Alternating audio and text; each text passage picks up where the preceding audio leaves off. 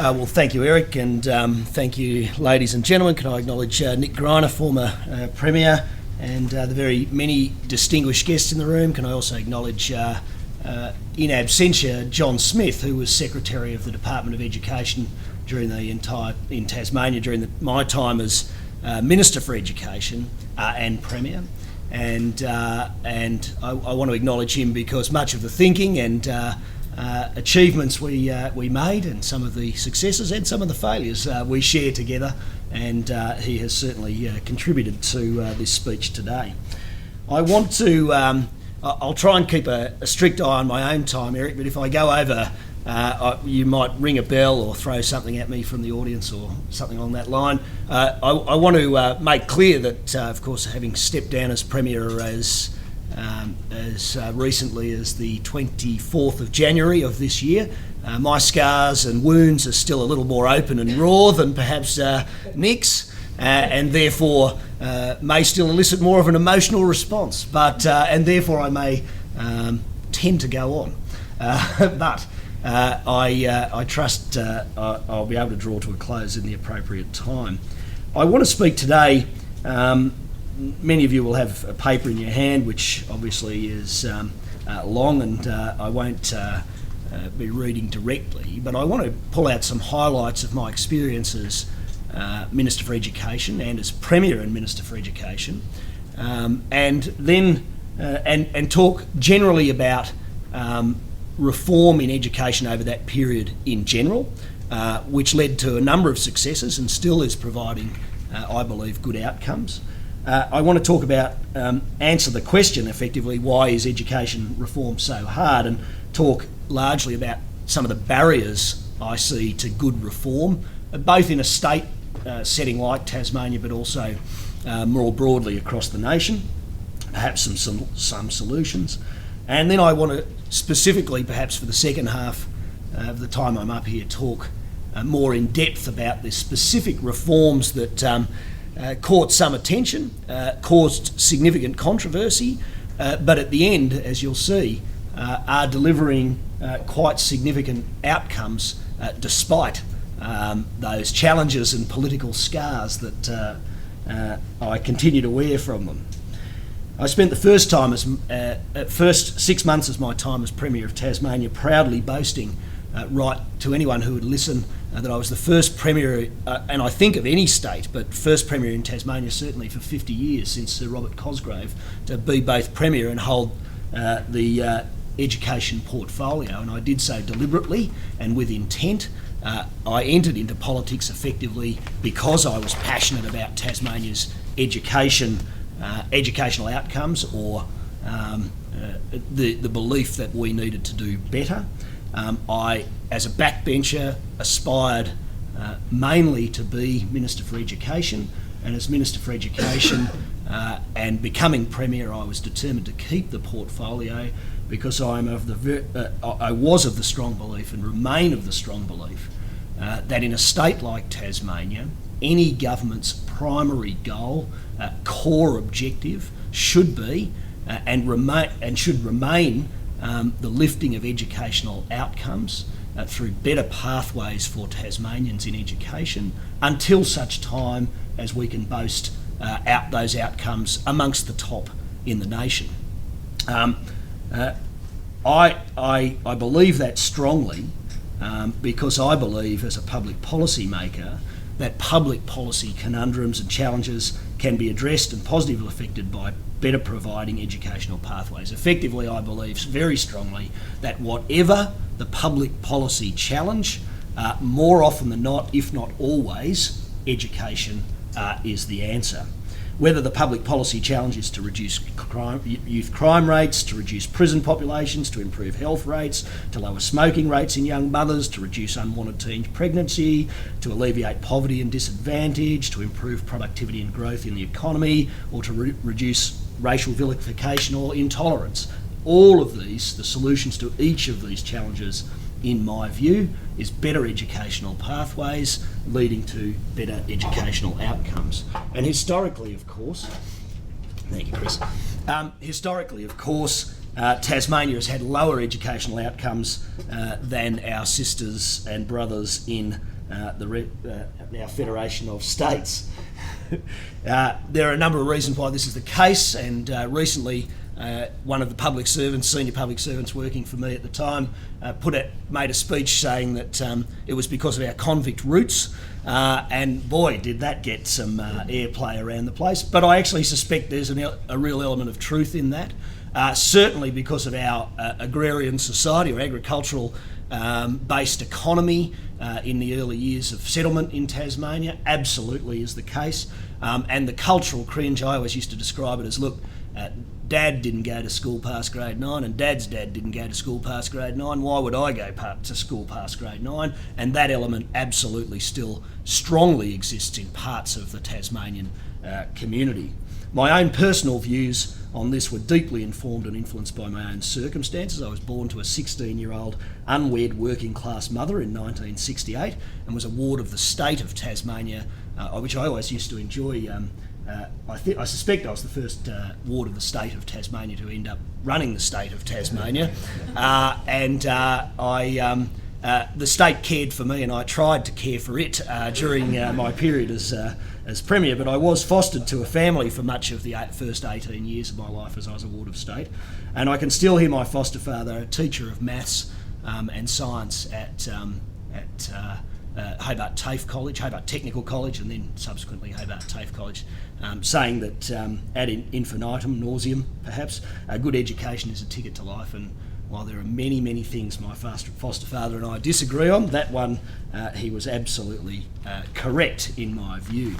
So on becoming minister, I set about a reform agenda largely in 4 or 5 parts. Firstly, a focus on early years, that every child in Tasmania should have the opportunity for the best start in life through education before they get to school, through investing in our Launching to Learning program, through investing in child and family centres being constructed in the 30 least advantaged communities, which are easily identified in Tasmanian context. Over the 5 years since we implemented those reforms, we have halved the gap.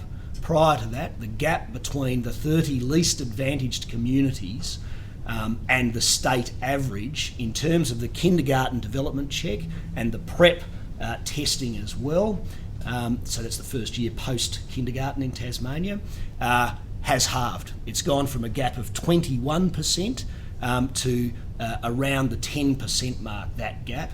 And my view always was strongly that the closer you can get that gap to zero, that the maximum impact you'll be having on prison populations in 10 years, 20 years' time, on health rates, health outcomes in 10 years, 20 years' time in Tasmania as well. So I'm deeply proud of that particular statistic.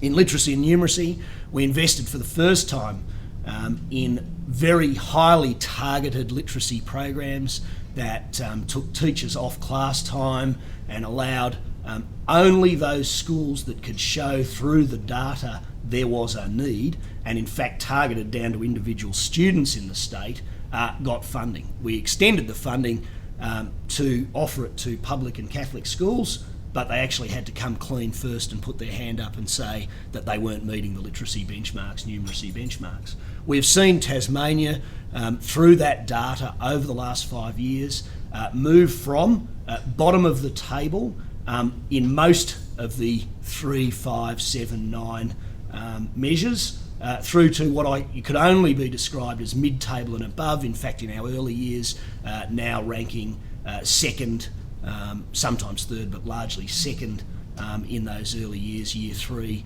across the nation. And those targeted literacy and numeracy programs delivering the building blocks of a great start to an education are having an impact.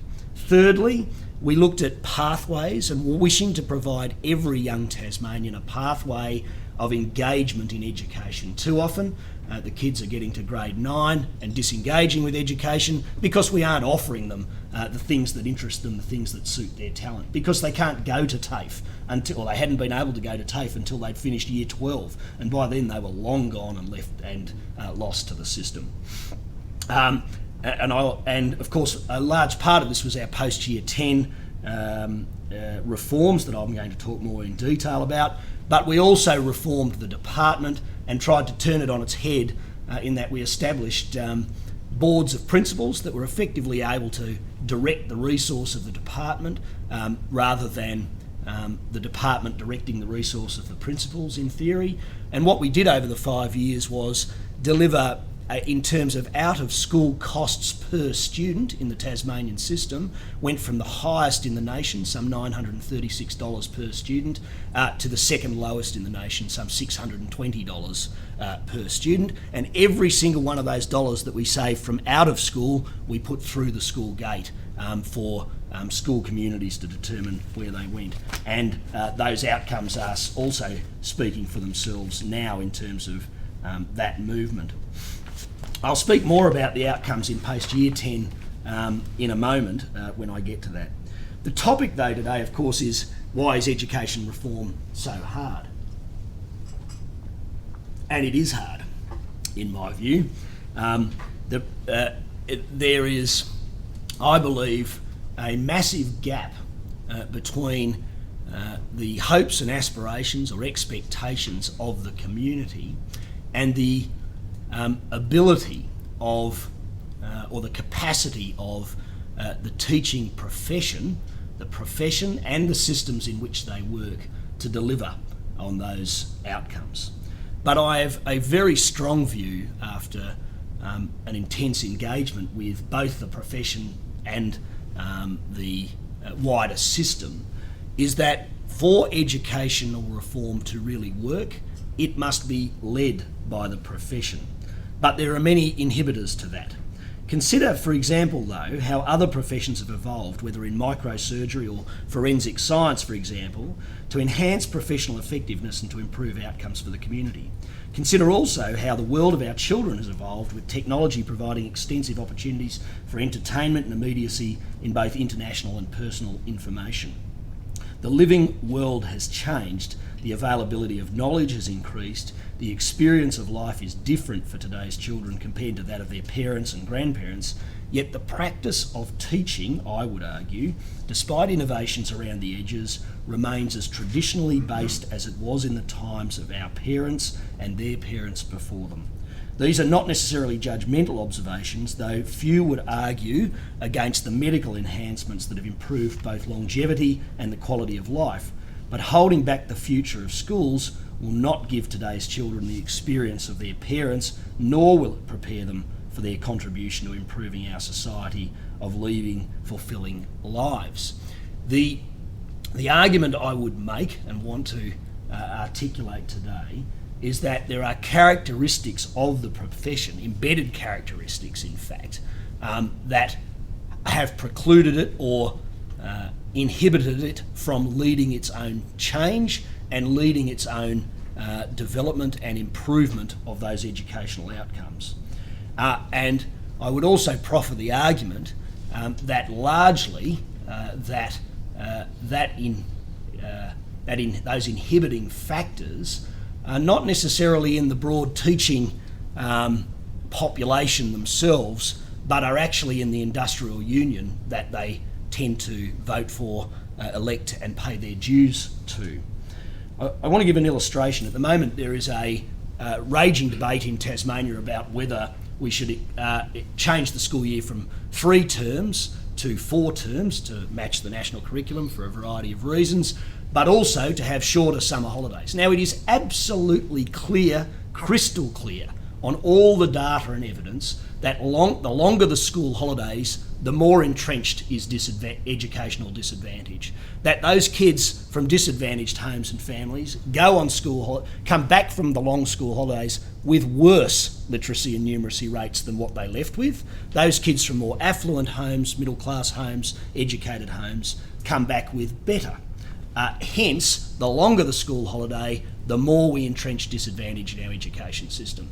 Now, not once during this debate has the Australian Education Union, who are referred to in the Murdoch press or by most of the press as teachers, which I would argue they don't necessarily represent the views of all teachers, obviously, not once have they proffered an argument based on education.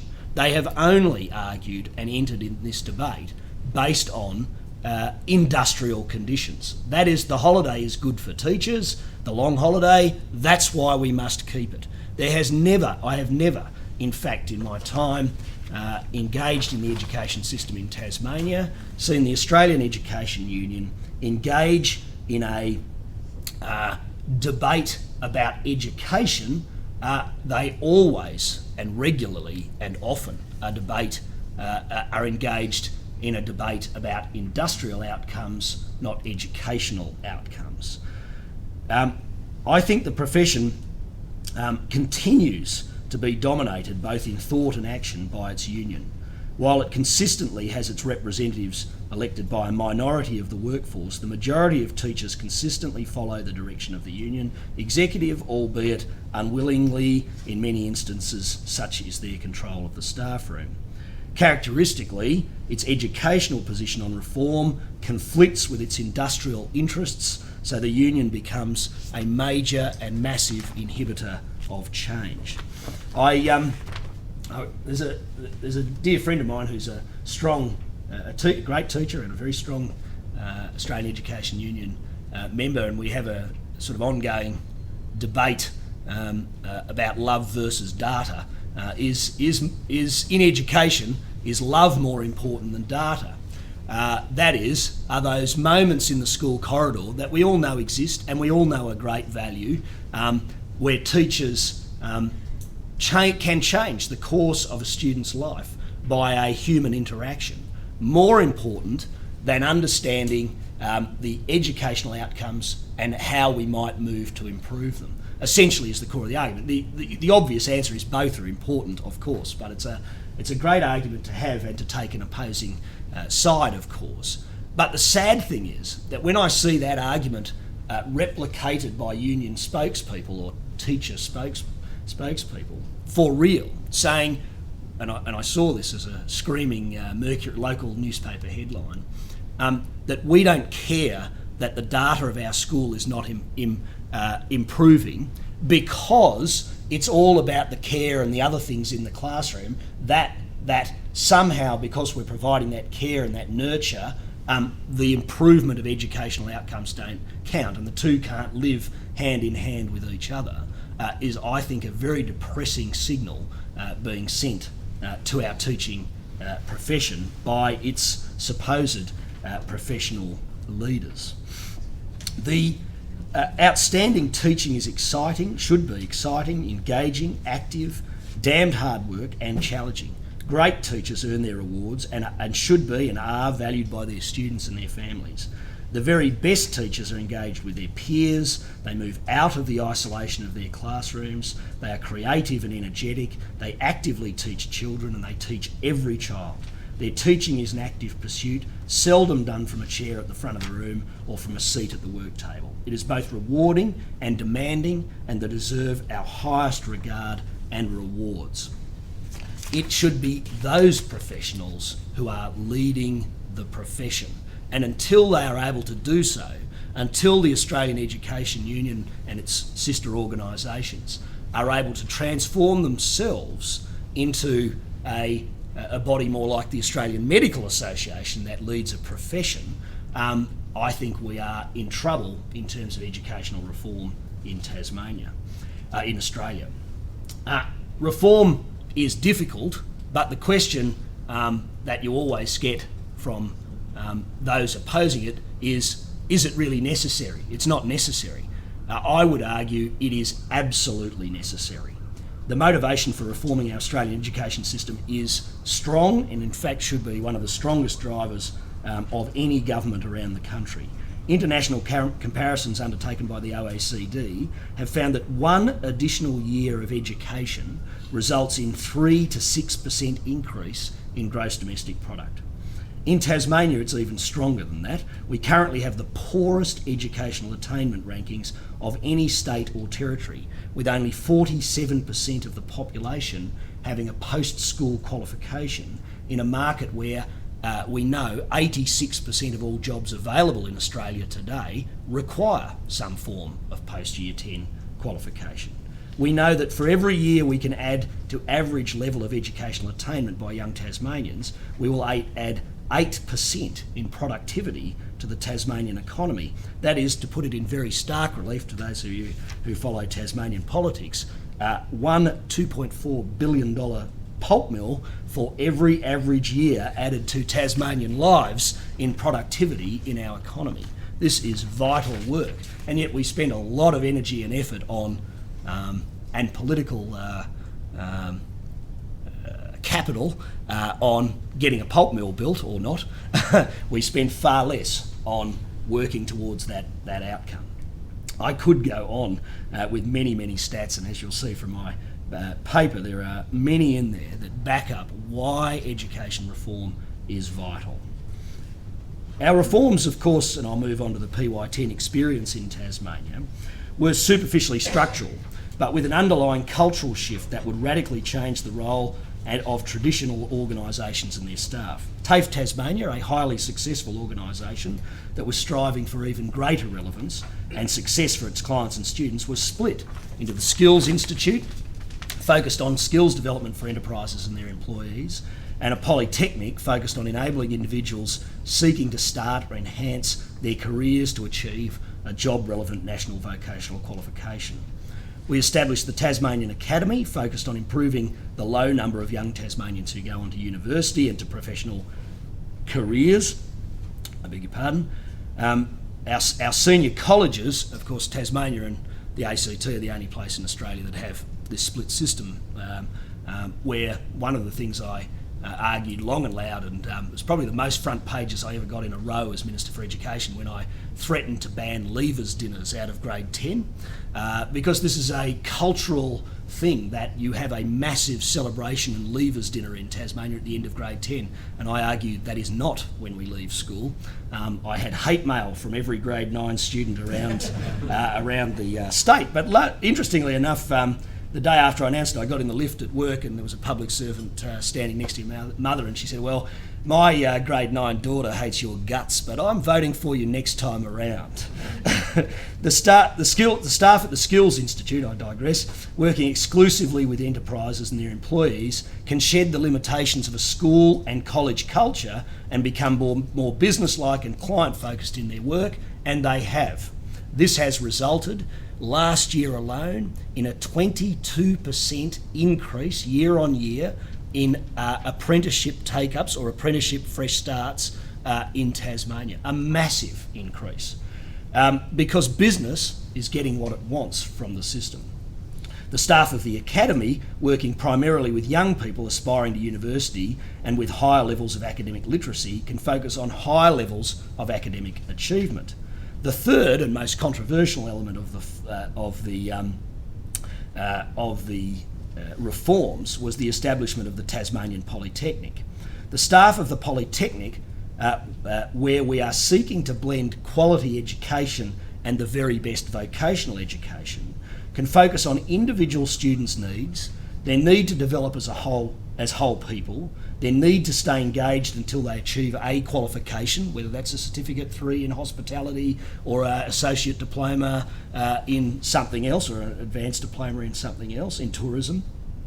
Their need to stay engaged until they achieve that qualification that will kickstart their career, and in the case of post-year 10 students, the need for a supportive, meaningful and enriching vocational experience that is educational.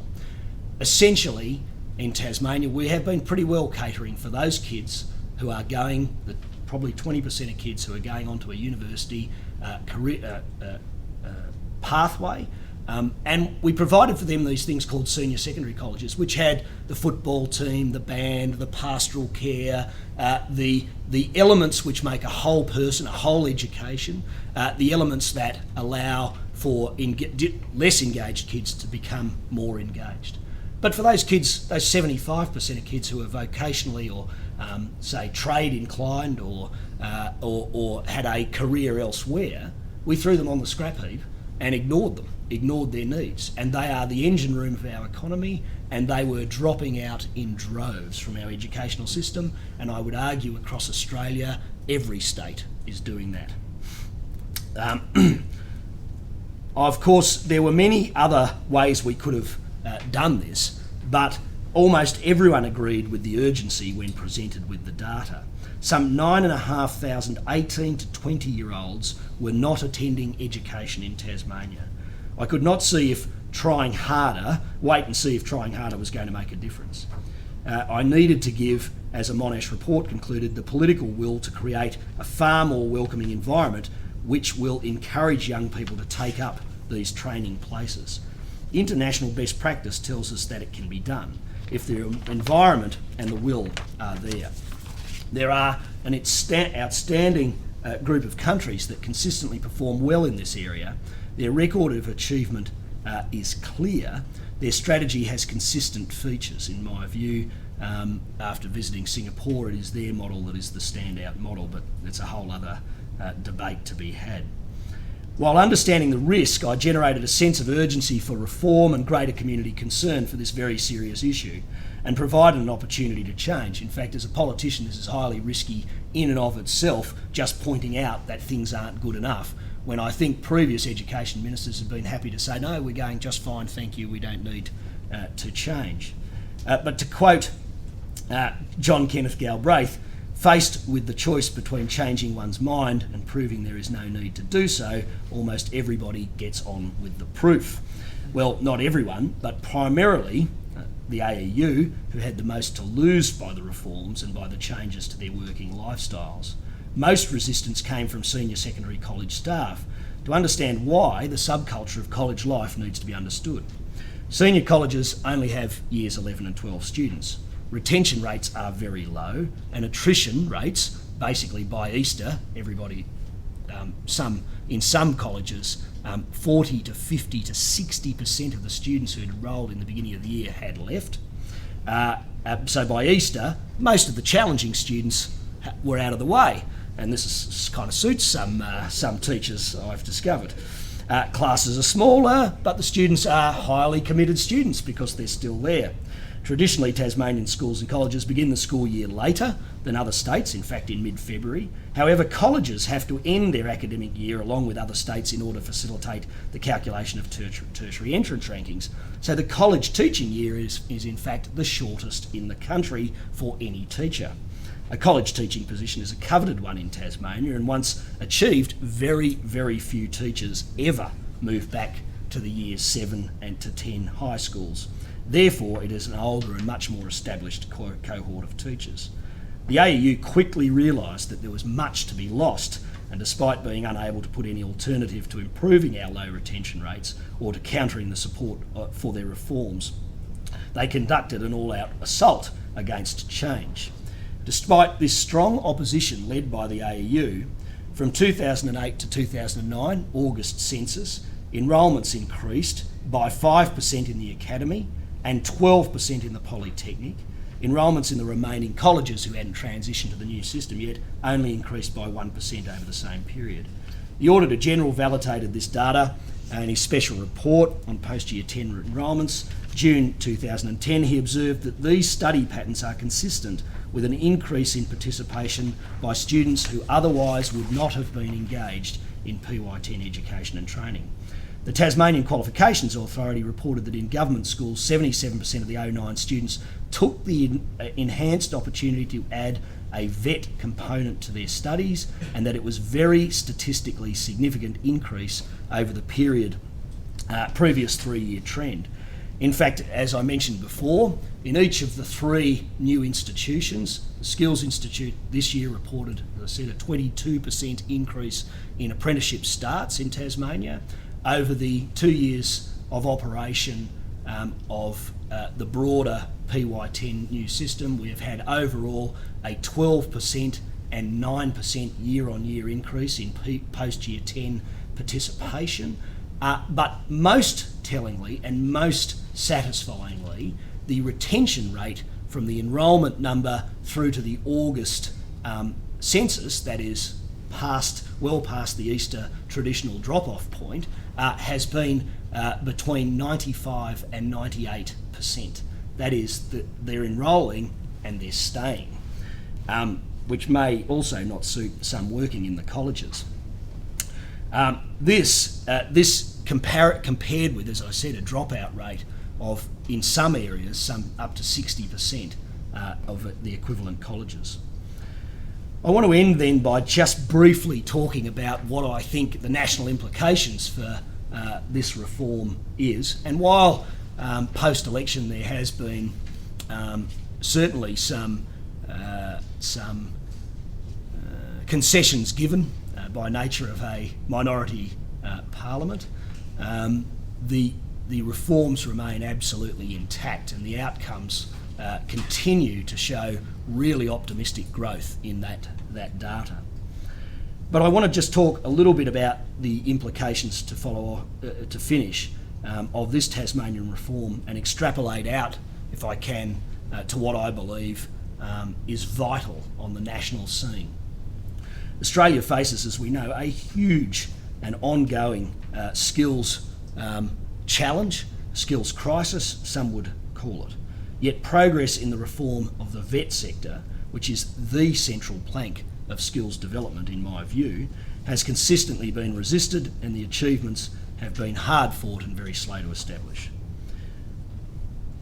The first and second waves of vet reform, of course, happened in the 70s and the 90s respectively, established the TAFE system and took it towards the development of industry-led national training packages. But the third wave of vet reform in Australia is still waiting to crystallise. But our Tasmanian priorities focus on two important elements of skills development that need significant improvement nationally. Firstly, business and industry enterprises need their vet provider to be their trusted supplier of initial skills and ongoing skills development. They need a partner that can work alongside them, not on school teacher terms and holidays, but in the same way their employees work. A baker taking on 3 apprentices to work in the bakery does not need 8-week blocks delivered right in the middle of the busiest period. They need their training delivered on the shop floor when the bakery is baking bread at 4 a.m. That's an extreme case. Secondly, individuals, and particularly young Australians, need to have meaningful pathway to career. This means supportive education until they are ready to begin that career. And it means not having them bored and disengaged in the senior years because they are not on a university pathway. For many young people, and I think 75% or thereabouts of young people, it means more than school alone, but it also means more than a vet course alone. They need the best of both worlds, and that is what we've tried to deliver in our polytechnic. The best of both worlds of education and of vocational education, taught by educators and by vocational experts. We decided that we could no longer wait for this national leadership for the third wave of vet reform. The opportunities and benefits are too great to delay any longer, at a time when we face an ageing demographic that will compound our already deepening skills crisis. I want to end very rapidly with my conclusions then. The COAG goal of 90% Year 12 or equivalent completion is critical for our future as a nation for demographic, economic and social reasons. Yet we don't seem to have a policy framework that suggests it's even nearly achievable. We appear to be stuck in the mid-70 range. We've coined the phrase, we've coined the phrase vocational education and training, when all we actually deliver, in my view, in most cases around Australia, is training, which is entirely appropriate in a skills development, workplace or enterprise context, but completely fails to meet the needs of young people who are not on a university pathway, where they do get a vocational education. A training package is not an education, is not the pastoral care, is not the college and cultural life that 16, 17 and 18-year-olds need. Thirdly, we need to deliver on vocational education for all young people making the transition from school to their career by putting the vocational in education and the education in vocational. And we need to bring that further forward into grades 7, 8, 9 and 10. At the same time, we need to continue training the Australian workforce with the very best skills development. Fourth, the annual How Young People Are Faring report demonstrates our failure in engaging young Australians to complete the equivalent of Year 12, despite our knowledge of the benefits that it brings to them personally, to economic skills resources and to society. Achieving the target of 90% by 2015 has huge benefits: economic, health, social, demographic, justice, and so on. Sixth, we need to focus on young people. Fragmentation and institutional territorialism becomes absurd and unjustified, and that's a quote, in fact, from the review of post-compulsory pathways in Victoria 2003. And yet, and I'm deeply saddened by this, I must say, our ministerial councils, and indeed ministerial portfolios, I think it was a deeply retrograde step, unfortunately, by the now Prime Minister, who brought together those portfolios of training, higher education, and school-based education. And I see it amongst many of my state colleagues, where there's a Minister for Training or a Minister for Skills and a Minister for School-based Education. If we can't even bring those things together at the highest level of public policy discourse, and I argued long and loud during my time at Makeecha that we should have one ministerial council for all elements of education. But unfortunately it fell on deaf ears, and we've now got three, or whatever the current sort of iteration of that is, and we have several ministers in several states and the Commonwealth responsible for various aspects of education. We need to shape ministerial council, just one, in the interests of learners and not in the interests of the sectors. We need to shape the institutions in the interests of the learners, particularly at the most vulnerable transition point between Year 9 and Year 12. And we can do that by truly bringing vocational education together in one institution where it meets the needs of those students most likely to drop out through disengagement. The current institutions themselves will never make the transition to being accountable for the disengaged student. They focus on their students, they watch their territory and seek the best students to give them which are in their best interests, and to give them their best results. And this is not putting the student at the centre of our education system. 10, the divide between two ministerial councils, or three, symbolises the gap into which so many young people fall. Unless it closes, the policy, the initiatives and the structures will continue to sit apart, and the 90% COAG target will continue to be unattainable. Now, as most politicians, I should have a 10-point plan, but I'm going to add one extra. That's for GST, I think, or something. 11, the achievements of a national curriculum or NAPLAN results will contribute to better school outcomes, there is no doubt in my mind. But they will remain irrelevant unless the ultimate outcome of education, a positive start to post-school life with a meaningful career opportunity, is there for all our young people. Thank you.